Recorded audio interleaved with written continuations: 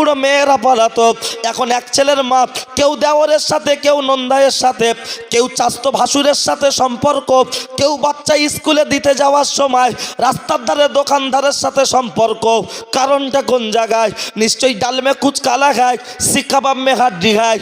নিশ্চয়ই এর ভিতরে তো রহস্য রয়েছে। কোথায় গিয়ে আপনি শান্তি পাবেন? শান্তি কোথায় খুঁজছেন? ও ছেলেরা, ও নওজোয়ান যুবকেরা, একটু বলে রেখে যায়, আমার রস শুনে কেউ দেবে পেটাই, কেউ দেবে মেটাই, দুটোর একটা হলে হবে ভাই, অসুবিধা নাই। তাই একটু বলে রেখে যায়, আমার রস সবার ভালো লাগবে না, কেউ ভালো বলবে, কেউ খারাপ বলবে। এটাই হলো আলহামদুলিল্লাহ। কারণ দয়ার নবীর কথা শুনে সবাই ভালো বলেনি, সবাই ভালো বলেনি। আমার কথা শুনে এই বাকফুল গ্রামের সবাই ভালো বলবে, এটা হতে পারে না, এটা হতে পারে না।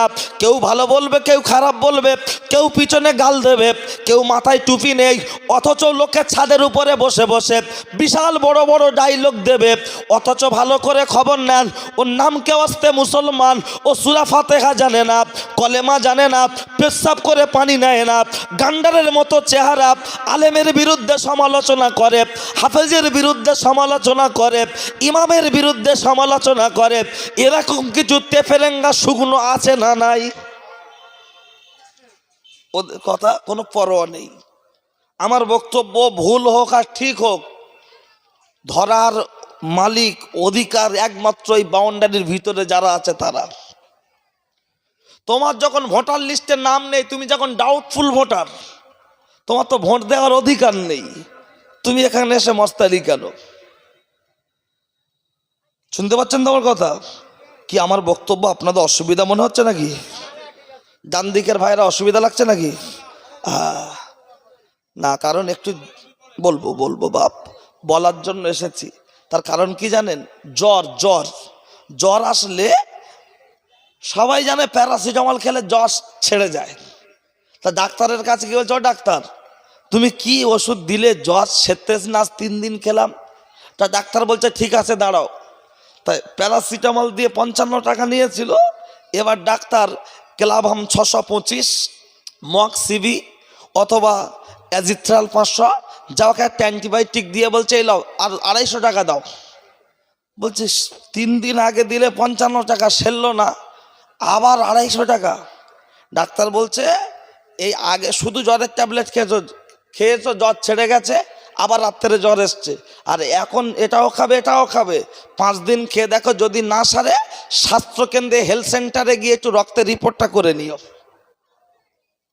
আর অ্যান্টিবায়োটিক যখন খায় তখন দেখবেন আল্লাহ চায় তো অটোমেটিক জ্বরটা পালিয়ে যায়। এখন বক্তারা সবাই প্যারাসিটামল দিচ্ছে, অ্যান্টিবায়োটিক দিতে চায় না। কারণ অ্যান্টিবায়োটিক দিলে শরীর গরম হবে, পেশাব হলুদ হবে, একটু ডাব খাওয়ার দরকার, আখের রস খাওয়ার দরকার। জলসার মজলিসটা মুফতি আজম মেজলা হুজুর পীর কেবলা বলতেন বয়স্কদের জন্য মাদ্রাসা, বয়স্কদের জন্য মাদ্রাসা। এখন আমি যদি মাইকে মুখ দিয়ে শুধু বলি বাবা কি বলবো দুঃখের কথা, তা তোর কি দুঃখ আছে বল না, সমস্যা কি? এই করে করে আমরা স্টেজ থেকে নেমে যাই, যার জন্য দেখবেন শিক্ষিত সমাজের যুবকরা আজকে জলসায় বসতে চায় না। তাহলে মেজে হুজুর বললেন জলসার মজলিসটা বয়স্কদের জন্য মাদ্রাসা, আমি 2 ঘন্টা শুধু ফতেমার জীবনী আর দাদা হুজুরের জীবনী বলে চলে যাব। তাহলে তার থেকে শিক্ষণীয় বিষয়টা কি আছে বলার দরকার আছে না নাই? বদরে যদি একটা বোর্ড লেখা থাকে বিড়া, আরেক দিকে লেখা আছে পৃথিবী, আরেক দিকে লেখা আছে চাকলা, এই 3টে লেখা 3 দিকে তীর দেওয়ার দরকার আছে না নাই? এই তীর না দিলে পাবলিক বুঝবে কি করে? বলছে আমার দাদা হুজুর এমন ছিল, আমার নবী এমন ছিল। ঠিক আছে, সব ঠিক আছে, তীরটা বার করো। এই তীরটা বার করতে পারি না বলে আজকের উঠতি প্রজন্মের যুব সমাজ আমাদের জলসায় বসতে চায় না। আমি একটা কথা মাঝে মধ্যে বলি কি জানেন?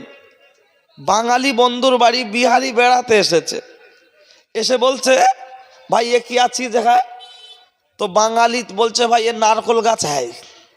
ও দিল্লি বাড়ি তো জীবনে নারকেল গাছ দেখিনি, তা যেই বলছে নারকল গাছ হ্যায়, তা বলছে এক পিস দাও না। তা ও বড় একটা বাঁশ নিয়ে নাড়িয়ে নাড়িয়ে নাড়িয়ে নাড়িয়ে যেটা শুকনো নারকেল পড়েছে, এ বিহারি দিল্লি কা আদমি লাভ দিয়ে পড়ে নারকেলটা তুলে কামড়াচ্ছে আর বলছে আবে কিয়া চিজ হয় না, রস হয় না, শাঁস হয়। তো তখন বাঙালি বলছে আরে ভাই पहले छोबड़ा को छड़ाइए, दा दिए फटाइए, तारपरे खाइए। बिहारी बोलते शाला कहाँ से हिंदी सिखाया, आधा बांग्ला आधा हिंदी। ता बांगाली कथा शुने बिहारी चुपचाप, बांगाली बोलছে তুই বস, আমার ছেলে ভাত দিচ্ছে তুই খা, আমি গা ধুয়ে আসি। বাঙালির ছেলে 8 বছর বয়স লালটু ভাত দিচ্ছে, বেগুন তরকারি মাছ ডাল ডিম। बिहारी खेते खेते बोलছে और कुछ है, तो ये बांगाली छेले गिये बोलছে मा बिहारी अंकेल बोलছে কচুর তরকারি খাবো। ওর মা বলছে আমাদের হাঁড়িতে বাসি তরকারি আছে তুই বলেছিস। ছেলেটা বলছে মা আমি বলিনি, আল্লাহর কি রে। এই ও কি দিচ্ছ, গোলাপ পানি? কেউ মরিনি এখন, সরে যাও, ঠিক আছে নিয়ে যাও, হয় ওই দিক দাও, আমার দিকে খেয়াল করুন। তো বাঙালি গোসল করতে গেছে, আরে বিহারি যেই বলছে আবার কুচ হয়, বাঙালির ছেলে বলছে কচু খাবে। তা আবার হাঁড়িতে কচু তরকারি ছিল, গরম করে যেই দিয়েছে, বিহারি আবার দুবার একবার খেয়ে বলছে আর কুচ হয়। বাঙালির ছেলে এসে বলছে ও মা, বিহারি কাকু বলছে আরো কচু চাই। ওর মা বলছে কত কচু দেবো, হাত তো নেই, কোদালটা নিয়ে যা বাগান থেকে এক ঝাড় তুলে দে। বাঙালি গোসল করে আসলো, নারকেলটা ভেঙে ছাড়িয়ে একটা ফ্রিজে তুলে দিয়ে বলছে দে। বিহারি ভাত খাওয়ার পরে নারকেলটা খাচ্ছে আর বলছে বহুত আচ্ছি চিজ হ্যায়, রসও হ্যায় শাঁসও হ্যায়। তাহলে নারকেলের মজা কখন? খোলা ছাড়াবেন যখন। ডন্ট মাইন্ড, আমি আপনাদের ছোট করার জন্য বলছি না, বোঝানোর জন্য বলছি। জেনারেল শিক্ষিত আম সাধারণ পাবলিক যারা, কোরআন হাদিসটা তাদের কাছে ছোবড়াওয়ালা নারকল মনে হয় না, হয় না? তার কারণ তার থেকে যখন নিচিড়ে রস বা শ্বাস বার করতে না পারি, তখন তার উপরে কামড়ালেই তাতে খুব মজা পাওয়া যায় না। যারা প্রকৃত নামাজি মানুষ আছেন দেখবেন, এক ওয়াক্ত নামাজ কাজা হয়ে গেলে সারাদিন মনটা খুব খারাপ থাকে না, থাকে না বাবা? কারণ তারা নামাজের মজা বুঝেছেন, পেয়েছেন, তাই তাদের মনটা খারাপ হয়। তাহলে আমরা আজকের মাইক ধরেই শুধু বলছি বাবারা বাবারা, মানে ছোবড়াওয়ালা নারকল সামনে হাজির করে দিচ্ছি, ছাড়িয়ে দিই না, তাই মানুষ বসতে চায় না, শুনতে চায় না। যদি একটু খোলা ছাড়িয়ে সুন্দর করে উপস্থাপন করা যায়, ইনশাল্লাহ সাদ্দাম রাত 2টোর সময় স্টেজে আসলে 2টোর সময় যুবকরা শোনার জন্য অপেক্ষা করবে। কথা ঠিক কি না? চলুন, আলোচনা কোথায় করছিলাম আমার মনে আছে, আপনারা মনে রাখুন। ও ছেলেরা, ও নওজোয়ান যুবকেরা, আমি আলোচনা করতে করতে রেখে এসেছিলাম, বাপকে ভাত দেয় না, মাকে ভাত দেয় না, এরা যেন ফুরফুরা শরীফে না যায়। বলবেন হুজুর কেন? এটা বলার উদ্দেশ্যটা আপনার কি? নিশ্চয়ই আমার বলার উদ্দেশ্যটা ক্লিয়ার করে বলছি আপনার সামনে। আমরা নামে মুখে দাবি করি ফুরফুরা শরীফ জিন্দাবাদ, আমরা টাকায় 70% মানুষ হলো চিটিংবাজ। বলবেন হুজুর তার মানে আপনি কি কথা বলছেন? নিশ্চিত আমরা ফুরফুরা শরীফ জিন্দাবাদ মুখে বলি, অন্তর থেকে আমরা প্রকৃতপক্ষে মেনে নিতে পারি না। বলবেন হুজুর কি করে? প্রথম টু দ্য পয়েন্ট, নিশ্চয়ই আমি আপনার সামনে উপস্থাপন করছি, একটা বার বুকে হাত দিয়ে বলুন বলুন ফুরফুরা শরীফের কোনো হুজুর কেবলার মুখ থেকে আজ পর্যন্ত আপনি শুনেছেন পাড়ায় পাড়ায় জলসায় এসে বলেছে ও বাবারা বাবারা আমার হাতে হাতে মোসাবা করে তোমরা 50 টাকা 100 টাকা নজরানা দাও? আজ পর্যন্ত কেউ শুনেছেন? শোনেননি। এবং আমি চামড়ার চোখে দেখেছি আপনার বদর এলাকায় পীর আল্লামা কালিমুল্লাহ সিদ্দিকী হুজুর খুব ঘন ঘন আসতেন কি আসতেন না? হুজুর কেবলার পায়ে কেউ কদম মুসি করতে গেলে হুজুর কেবলা রেগে যেতেন কি যেতেন না? পীর আল্লামা আবু ইব্রাহিম সিদ্দিকী বড় হুজুর পীর কেবলার মেজো সাহেব জাদা, তানার পায়ে কেউ সালাম করতে গেলে তিনি খুব রেগে যেতেন, সরে যাও সরে যাও। পীর আল্লামা সাইফুদ্দিন সিদ্দিকী হুজুরের পায়ে কেউ কদম মুসি করতে গেলে হুজুর রেগে যেতেন। তাহলে আজকের আমি বলতে চাই, ও ছেলেরা, ও নওজোয়ান যুবকেরা, হুজুর তো কোনোদিন বলেননি, হুজুররা তো কোনোদিন বলেননি আমার হাতে মোসাবা করে টাকা দাও। আমরা পকেট থেকে টাকা নিয়ে মোসাবা করে দেওয়ার জন্য দৌড়ে যাই, হুজুর লেন, হুজুর লেন, হুজুর লেন। কেন 50 টাকা, 100 টাকা, 500 টাকা? আমার জিজ্ঞাসার বিষয় হলো, হুজুর যখন আপনার কাছে চাইনি, আপনি তাকে দেওয়ার জন্য ব্যস্ত হচ্ছেন, ভালোবাসেন তাই, মোহাব্বত করেন তাই, কিন্তু আপনার আমার কাছে সবচাইতে বড় হুজুর হলো আমার বাপ, আমার মা। আজকে জলসার দিনেতে তোমার বাড়িতে তোমার শালি বেড়াতে এসেছে, তার হাতে তুমি 200 টাকা হাত খরচা দিচ্ছ দুলা ভাই, তাই আজকের আপনার বাড়িতে ছোট্ট একটা বাচ্চা রয়েছে 7 বছর বয়স, জলসা উপলক্ষে তার হাতে 100 টাকা দিচ্ছেন, নজরানা নয়, হাত খরচা। বাচ্চাটা খাবার খাবে তাই আপনার বউটা বলছে আমার হাত খরচা, তার বেলা দিচ্ছেন 200 টাকা। কিন্তু আপনার গর্ভধারিণী মা, জন্মদাতা বাপ, তারা টোটো করে ঘুরছে, আপনার 50 টাকা জোটে না, 100 টাকা জোটে না। আপনার বন্ধু বান্ধব নিয়ে চায়ের দোকানে গিয়ে বসে খালি বলছেন ভাই চা দাও, বিমল দাও, রজনী দাও, তুলসী দাও, পান দাও, একদম অর্ডার করে দিচ্ছেন অনলাইন পেমেন্টের মতো। তাহলে আপনার বাপ তো সে একজন পুরুষ মানুষ, ওই পাড়ার কোনো মানুষ আসতে পারে, একই সমবয়স আপনার বাপের বন্ধু, তারও তো মনে হয় আমার এই ভাইটাকে নিয়ে আমি একটু চা খাওয়াই। আপনার বন্ধু এসেছে বিড়া থেকে, তাকে যদি আপনি চা খেতে দেন, তাকে যদি আপনি পান কিনে দেন, তাকে যদি আপনি দোকানে নিয়ে নাস্তা করাতে চান, আপনার বাপের কোনো ভাই তার বন্ধু সে যদি আসে, আপনার বাপের তো ইচ্ছা হয় আপনি তার হাতে 50 টাকা দেন না, 100 টাকা দেন না। আপনার বাড়িতে আপনার ভাগনা ভাগ্নি এসেছে, আপনার মাকে বলছো নানিমা খাবার কিনে দাও, ও নানিমা খাবার কিনে দাও, ও নানাজি খাবার কিনে দাও।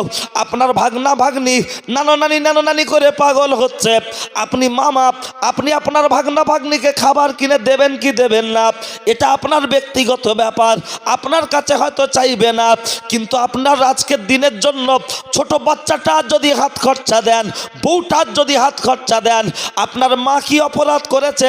সে 50টা টাকা পায় না কেন? সে 100টা টাকা পায় না কেন?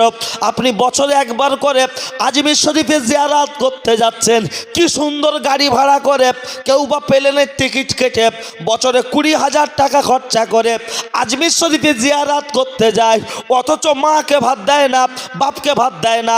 ও হলো পাক্কা চিটিংবাজ, ধান্দাবাজ, সামনে মধুর বলি, পিছনে বন্দুকের গুলি। যারা বাপকে ভাত দেয় না, মাকে ভাত দেয় না, বাপের সাথে ভালো করে আলাপ করে না, মায়ের সাথে আলাপ করে না, অথচ আজমির শরীফে জিয়ারত করতে যায়, মনে করবে না হলো পাক্কা ভণ্ড, পাক্কা চিটিংবাজ, পাক্কা চিটিংবাজ। ওর মতো মুরিদান দাদা হুজুরের মাজারে গেলে হুজুর কষ্ট পায়, হুজুর কষ্ট পায়।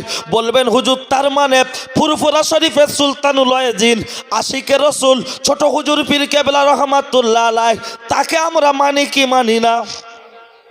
হুজুর কেবলা বলেছেন আল্লাহ এবং রসুলের পরের স্থান হলো বাপ আর মা, বাপ আর মা, বাপ আর মা। আবার বলছি আল্লাহ এবং রসুলের পরের স্থান হলো বাপ আর মা, বাপ আর মা। তারপরে দুনিয়ায় যত পীর থাকবে তাদের স্থান।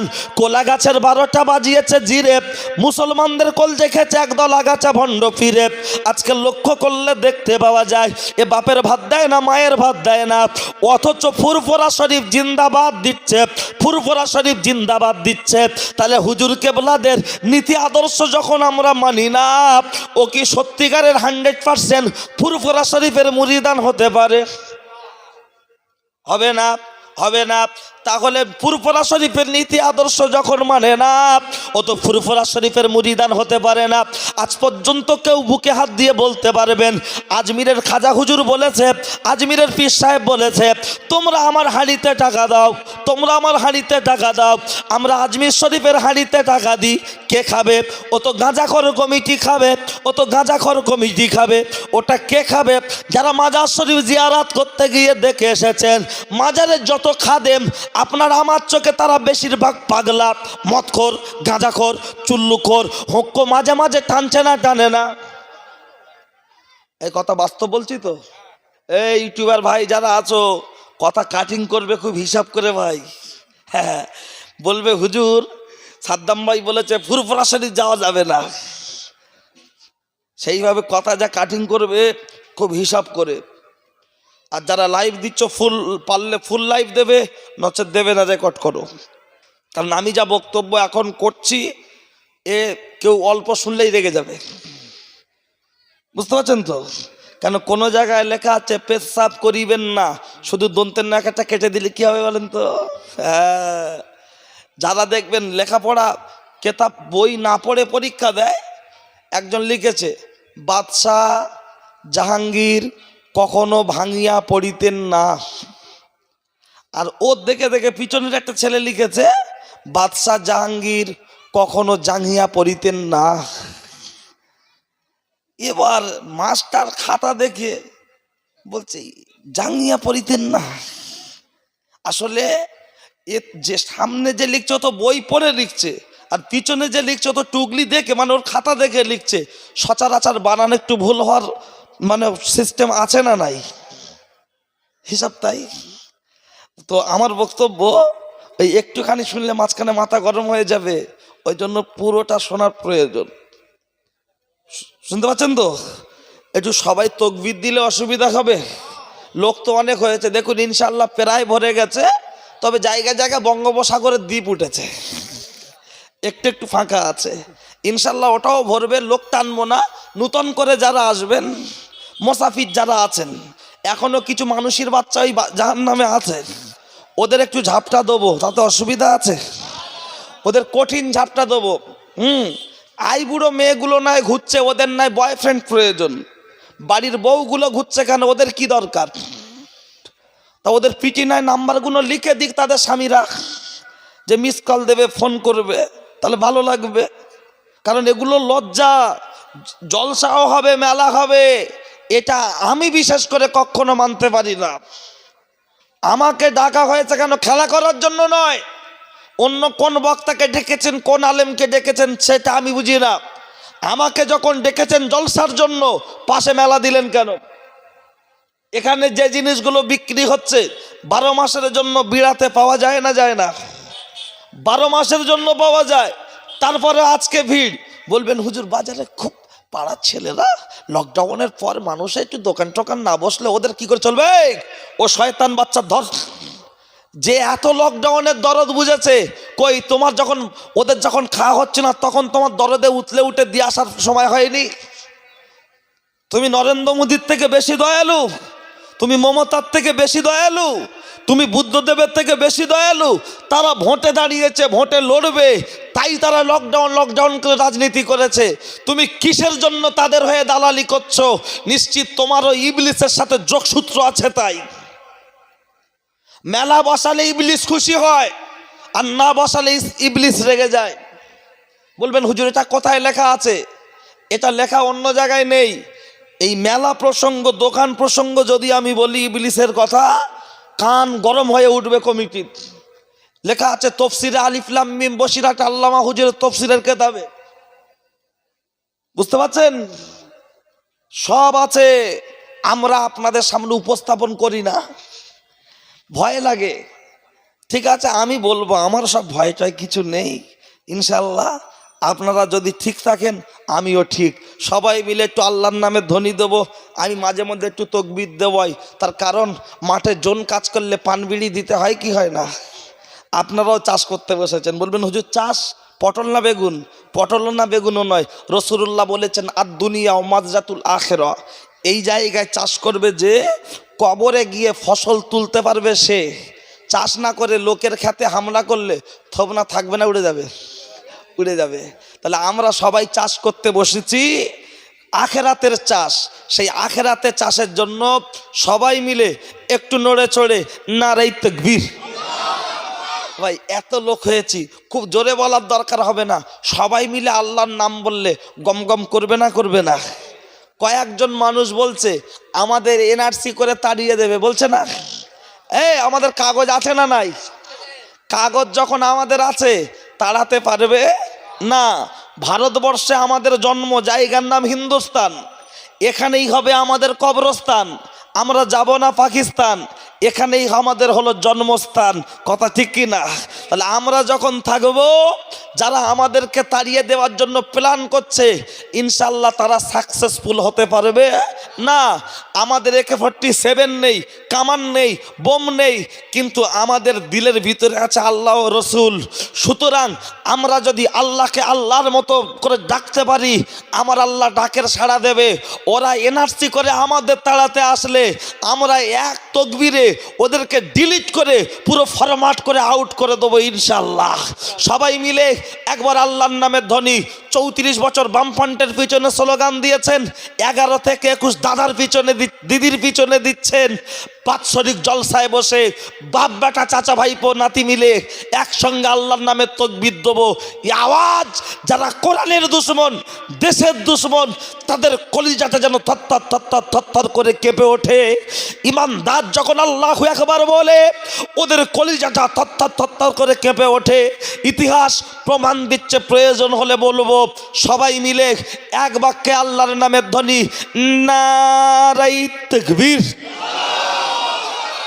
ইমানদার যখন আল্লাহু আকবার, এই যে আল্লাহু আকবারের পাওয়ার। 1 মিনিট একটা কথা বলছি। এই মিছিল হয়, ছাত্ররা মিছিল করে, মাস্টার আপনার চাকরির জন্য লোক আন্দোলন করে, এমনি মিছিল করে। এই জীবনের প্রথম মিছিল করেছিল হযরত ওমর। এই যে ভোট আমরা দিচ্ছি দেবো, এই জীবনের প্রথম ভোটের প্রচলন করেছিলেন কে? বলবেন হুজুর বুদ্ধদেব ভট্টাচার্য, অটল বিহারী বাজপেয়ী, লাদেন, বুশ? না, জীবনের প্রথম ভোটের প্রচলন শুরু করেছিলেন আপনার আমার নবী। কিন্তু আজকের আমরা তো বুঝি না, আমরা মৌলী সাহেব লোকের ক্যাসেট শুনে বক্তব্য করি অনেকেই, যার জন্য আপনাদের বুঝিয়ে উঠতে পারি না। এই মিছিল দয়ার নবীর কাছে বলতেন হযরত ওমর, ইয়া রাসূলুল্লাহ, ইয়া হাবিবাল্লাহ, একটু পারমিশন দিন, মিছিল করব। দয়ার নবী বলছেন, ওমর, মিছিল করতে গেলে বেশি মানুষের প্রয়োজন আছে না নাই? কিন্তু ইসলামের সবে তো শুরু, লোক পাবে কোথায়? হযরত ওমর বলছেন, ইয়া রাসূলুল্লাহ, আপনি দোয়া করুন, আমাকে পারমিশন দিন, আমি লোক জোগাড় করব। দয়ার নবী বললেন, ঠিক আছে যাও, তুমি মিছিল করো। হযরত ওমর খুঁজে খুঁজে খুঁজে খুঁজে লোক জোগাড় হয়েছে মাত্র 10 জন। কজন বললাম? 10 জন। এদিকে 5 জন, এদিকে 5 জন। দাঁড় করিয়ে ওমর মাঝখানে বলছে লিল্লাহি তাকবীর, বলছে, হাঁটতে হাঁটতে আগাচ্ছে। 2 পাশ থেকে বলছে আল্লাহু আকবার, 2 পাশ থেকে বলছে, হযরত ওমর বলছে লিল্লাহি তাকবীর, আর 2 পাশ থেকে বলছে আল্লাহু আকবার। এই বলতে বলতে যখন আগিয়ে চলেছে, দয়ার নবী বললেন, হে ওমর, এই মিছিল করতে করতে তুমি কত দূর পর্যন্ত আগাবে গো? হযরত ওমর বললেন, ইয়া রাসূলুল্লাহ, আমি ইসলাম গ্রহণ করেছি, এখনো কাবাকে বুকের সাথে জড়িয়ে ধরতে পারি নাই। আমার এই মিছিল যতক্ষণ কাবাকে আমি বুকের সাথে জড়িয়ে না ধরবো, ততক্ষণ আমার মিছিল বন্ধ হবে না। দয়ার নবী বলছেন, ওমর, ওরা তোমার গর্দান নেবে বলছে, মাথা কাটবে বলছে, তোমার কি ভয় লাগছে না আবু জেহেল আবু লাহাবকে দিয়ে? হযরত ওমর সেই সময় বলেছিলেন, ইয়া রাসূলুল্লাহ, যখন 2 পাশ থেকে এর আল্লাহু আকবার বলে গর্জন করছে, আমার ভিতরের ইমানি পাওয়ারটা এত বড় হয়ে যাচ্ছে, মনে হয় গোটা পৃথিবীর আবু জেহেল আবু লাহাব যত আছে সবাই যদি একদিকে দাঁড়িয়ে যায়, তাদের বিরুদ্ধে লড়াই করার জন্য অন্য কারার দরকার হবে না। আমি ওমর ওদের বিরুদ্ধে লড়াই করার জন্য আমি একাই যথেষ্ট। একটু জোরে বলুন সুবহানাল্লাহ, আর একটু জোরে বলুন সুবহানাল্লাহ। কার ভয় পাচ্ছেন? কার ভয় পাচ্ছেন? তারা আমাদের বিরুদ্ধে লড়াই করার জন্য তৈরি হচ্ছে, আজকের নয়, বহু বছর আগে থেকেই। তারা পারেনি বলেই আজকের আমাদের পাড়ায় পাড়ায় ঢুকিয়ে দিয়েছে বন্ধন, গুরুবলন, এনজিও, সমিতি। এর পিছনে অন্য চক্রান্ত রয়েছে, সেটা আমরা আপনাদের বোঝাতে পারি না, তাই আপনারা বুঝতে পারেন না। ইনশাল্লাহ আমি 2 মিনিট হলেও বলার চেষ্টা করব। নিশ্চিত বসুন, কারণ আমাদের পাড়ায় পাড়ায় মা বোনেদের পার্সোনালভাবে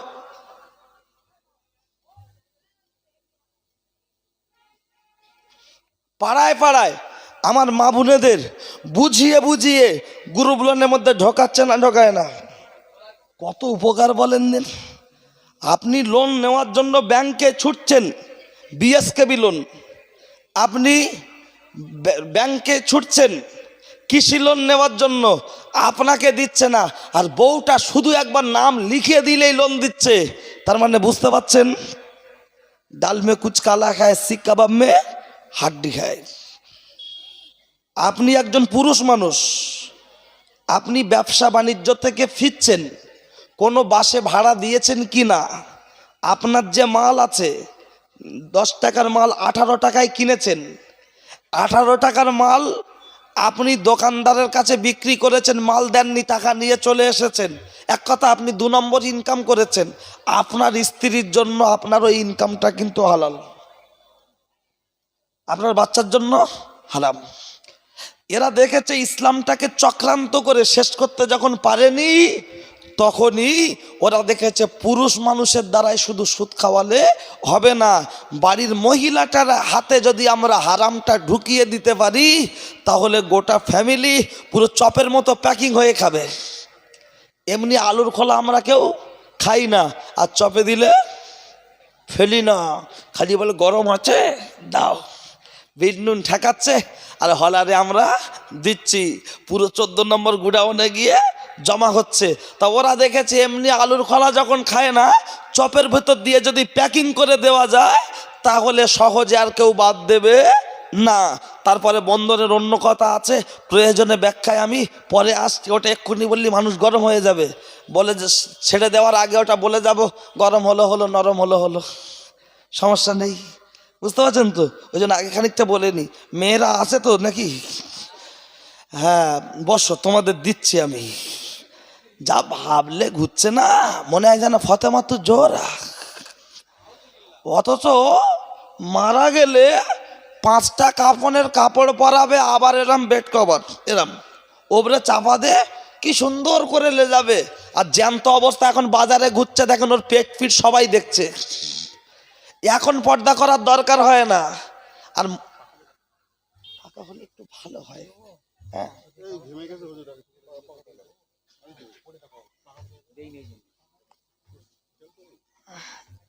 একটু আস্তে করে দিলে হয়, না দিলে হবে। আছে পাকা এখানে দেখেন। আচ্ছা হয়, হোক, না থাকলে অসুবিধা নেই। থাক বাবা, যে আপনি হাওয়া করেন।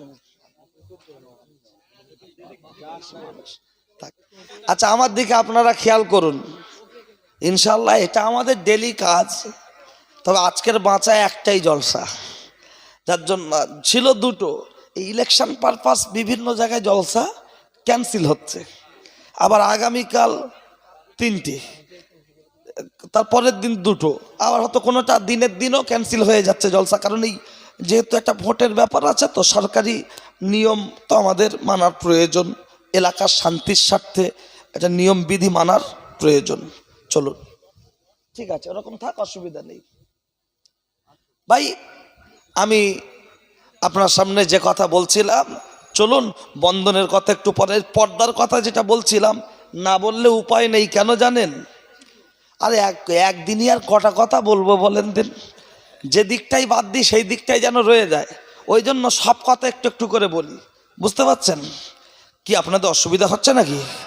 আমার দিকে খেয়াল করুন, আমার দিকে খেয়াল করুন। আমি দিচ্ছি, যুবকদের স্পেশাল আলোচনা আমার কাছে আছে। কারণ আগে রাস্তায় চলতো অটো, এখন পাড়ায় পাড়ায় চলছে সব টোটো।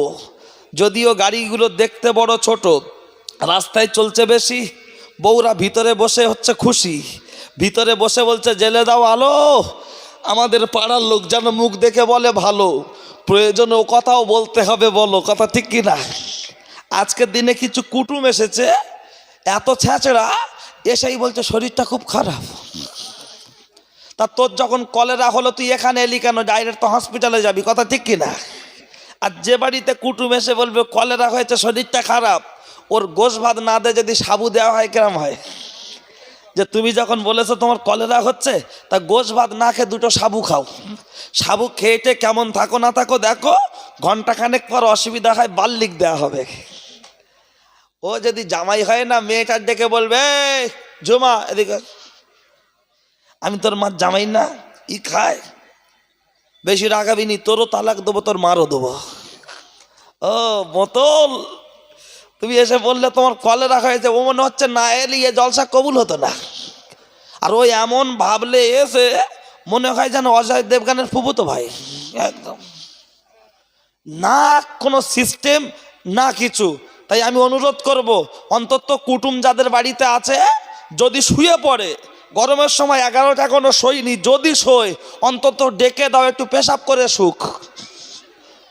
কারণ এই সকাল সকাল শুধু সারা রাতের ব্যাপার, অন্তত খাটটা কেন নষ্ট হবে?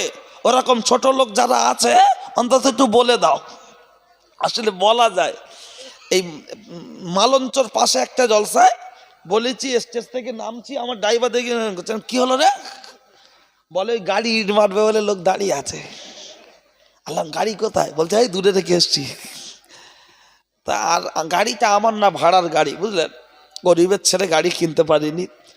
তো ড্রাইভারকে আমি নিচে নামছি আর মনে মনে করছি, যদি হালকা বয়সের ছেলে হয় তোর আমি কানের নিচেই দেবো, আর যদি নিচে গিয়ে দেখছি বাপ বয়সী লোক। আল্লাহ, চাচা কি খবর গো? বলছে তুমি এমন ওয়াজ করেছো, আমার মেয়ে জামাই না খেয়ে রাগ করে বাড়ি চলে গেছে। তা আমি কি বলবো, একটু ঠেলাঠেলি মতো হচ্ছে, কমিটির ছেলেরা আছে, একটা মাওলানা এসছে বলে, এবার ভাই কি হয়েছে, মানে যে লোকটা এই কথা বলছে তার ছোট ভাই আলেম, বলছে এই আমার এই হুজুরে এমন ওয়াজ করেছে, আমার জামাই মেয়ে না খেয়ে সব রাগ করে বাড়ি চলে গেছে। তা তখন মাওলানাটা বলছে, আমি তো সাদ্দাম ভার ওয়াজ শুনে দেখলাম, যতটুকু আলোচনা করেছে একটাও তো শরিয়াত বিরোধী নয়, তা তোর জামাই মেয়ে চলে গেছে, কমিটির ছেলেটা কি করে যাবে? আমি মনে মনে করলাম, আল্লাহ বাঁচানোর মালিক তুমি, যদি একটাই মাত্র 30,000 কোথায় পাবো? আসলে মানুষ বোঝে না। যদি বুঝতো যে বাচ্চার হাত ভেঙে যায়, যখন এই হাতটা সেটিং করে বসায়, বাচ্চা কাঁদে না কাঁদে না? কাশি হলে বাচ্চাদের একটা ওষুধ খাওয়ায়, ভেন্টেক্স সিরাপ দেয়, তাদের হালকা শ্বাসকষ্ট, দমের কষ্ট, ডাক্তার বলে দেয় 5 ml ওষুধ নেবে আর 10 ml মধু নেবে, মানে ওষুধটা কত তিতো বুঝতে পারছেন? আর বাচ্চার যখন খাওয়ায়, মা কোলে বসিয়ে নিয়ে এমন করে বাচ্চা ধরে না, মনে হয় যেন আমাদের ওই খোঁজদেলপুরের কষাই এইরকম করে ধরেছে, ধরে যেই গালে দিচ্ছে, বাচ্চা বলছে খাবো না খাবো না, ওর মা বলছে ওটা হাকর হাকর। বাচ্চা না হাকরলে ও চামচ গালে দিয়ে পাক দিচ্ছে, বড় মা পাক দিচ্ছে, আর ছোট যার বলছে ঢেলো ঢেলে দাও ঢেলে দাও। বাচ্চার গালে যেই দিচ্ছে, বাচ্চা ওষুধটা নিয়ে বলছে আ। ওর মা এমন করে গাল চেপে ধরে বলছে, যতক্ষণ না গিলবি ছাড়বো না। বলে না বলে না? বাচ্চা যে কাঁদছে, তার মার কষ্ট হচ্ছে না হচ্ছে না? হচ্ছে।